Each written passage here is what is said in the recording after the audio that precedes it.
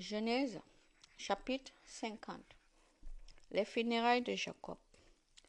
Joseph se jette sur son père et couvre son visage de larmes et il l'embrasse. Puis il donne cet ordre aux médecins qui sont à son service.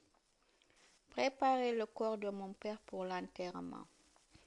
Selon la coutume, les médecins passent 40 jours à préparer le corps de Jacob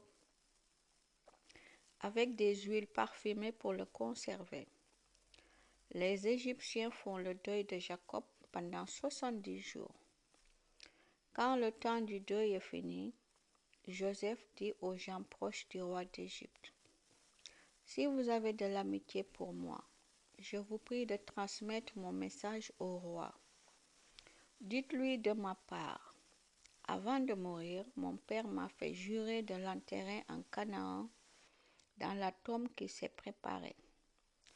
Je souhaiterais aller enterrer mon père maintenant, puis je reviendrai. » Le roi d'Égypte fait dire à Joseph: « Va enterrer ton père comme tu l'as promis. » Joseph part avec tous les fonctionnaires importants du roi, avec les anciens du palais du roi et tous les anciens d'Égypte. Il amène aussi toute sa famille, ses frères et les autres personnes de la famille de son père. Dans la région de Goshen, il laisse seulement les enfants et les troupeaux. Des chars et des cavaliers les accompagnent. Ils forment un groupe très important.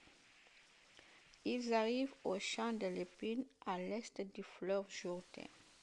Là, ils font pour Jacob des funérailles extraordinaires et magnifiques.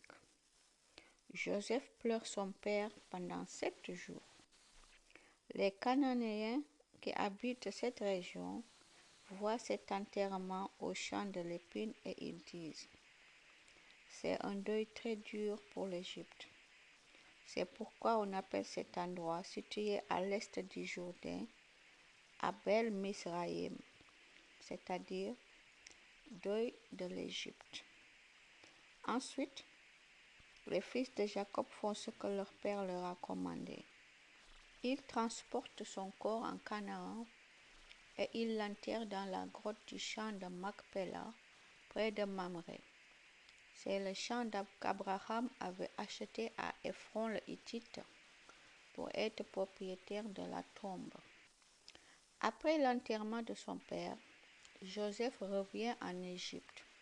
Lui, ses frères et tous ceux qui sont allés avec lui pour l'enterrement. Joseph pardonne à ses frères. Après la mort de Jacob, leur père, les frères de Joseph se disent: « Maintenant, Joseph va peut-être nous considérer comme des ennemis. Il va peut-être nous rendre tout le mal que nous lui avons fait. » Alors, il envoie à Joseph ce message: « Avant de mourir, ton père a donné cet ordre.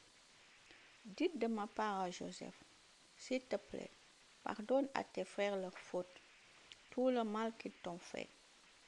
Oui, pardonne-nous cette faute à nous qui servons le même Dieu que ton père. » Quand Joseph entend ces paroles, il se met à pleurer.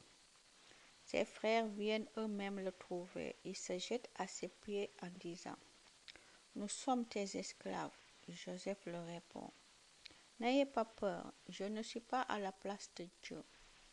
Vous avez voulu me faire du mal, mais Dieu a voulu changer ce mal en bien. Il a voulu sauver la vie d'un grand nombre de gens, comme vous le voyez aujourd'hui. Maintenant, n'ayez pas peur, je prendrai soin de vous et de vos familles. » Par ces paroles pleines d'affection, Joseph rend courage à ses frères. La fin de la vie de Joseph. Joseph et la famille de son père restent en Égypte. Joseph vit 110 ans. Il voit naître les enfants et les petits-enfants de son fils Ephraïm, et il adopte les enfants de son petit-fils Makir, le fils de Manassé. Un jour, Joseph dit à ses frères: « Je vais mourir, mais Dieu vous aidera sûrement. » Il vous fera quitter l'Égypte et il vous conduira dans le pays qu'il a promis à Abraham, Isaac et Jacob. Quand Dieu agira ainsi pour vous, j'irai moi d'emporter mon corps avec vous. Joseph meurt en Égypte à l'âge de 110 ans. On prépare son corps avec des huiles parfumées pour le conserver. Puis, on le met dans un cercueil de pierre. Amen.